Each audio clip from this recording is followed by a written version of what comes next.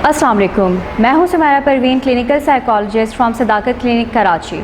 आज जिस टॉपिक के ऊपर हम बात करने जा रहे हैं वो एक ऐसा इशू या एक ऐसा मसला है जो कि वालिदैन को फ़ेस करना पड़ता है। वालिदैन के सामने बच्चे आ खड़े होते हैं और ये सवाल करते हैं कि आपने हमारी डिमांड्स और हमारी रिक्वायरमेंट्स पूरी ही नहीं की हैं, या फिर आप एक अच्छे वालिदैन ही नहीं हैं।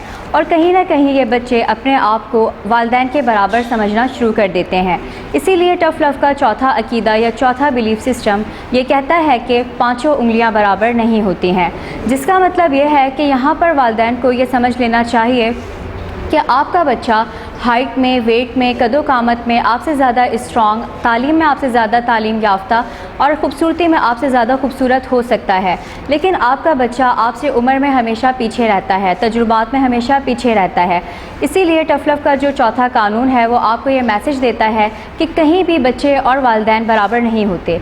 और अगर स्पेशली हम बात करते हैं नशे के मरीज़ की, तो नशे का मरीज़ रोज़ाना की बेसिस पे नत नई फरमाइशें, नत नई डिमांड्स लेकर वालिदैन के सामने आ खड़ा होता है। और जब ये डिमांड्स और ये फरमाइशें पूरी नहीं हो पाती तो वो वालिदैन को एक नाकाम वालिदैन होने का ताना देता है। इसी के साथ साथ असल में जो मरीज़ होता है या जो नशे का मरीज़ है वो एक नाकाम शख्स होता है। वो ज़िंदगी के अक्सर मैदानों में हार चुका होता है और वो अपनी तमाम तर नाकामियों का मलबा अपने पेरेंट्स के ऊपर डालना चाहता है। और इसी वजह से उसकी ये अनथक कोशिशें होती हैं कि वो वालिदैन को ये मैसेज दे दे कि वो एक अच्छे वालिदैन नहीं है और उन्होंने कोई अच्छी परवरिश या कोई अच्छी तरबियत उसकी नहीं की है। और इसके साथ साथ वो वालिदैन के वालिदैन होने पर भी सवाल उठाता है कि आखिर आज तक आपने मेरे लिए किया ही क्या है।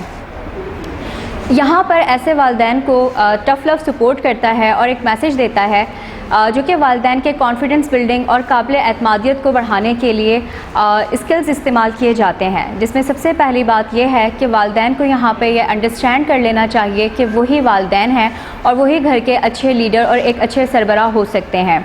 दूसरी जो यहाँ पर बात आती है वो ये है कि कोई भी बच्चा इस कदर अहलियत नहीं रखता कि वो अपने वालिदैन से ऊपर जाके अपने घर को लीड कर सके।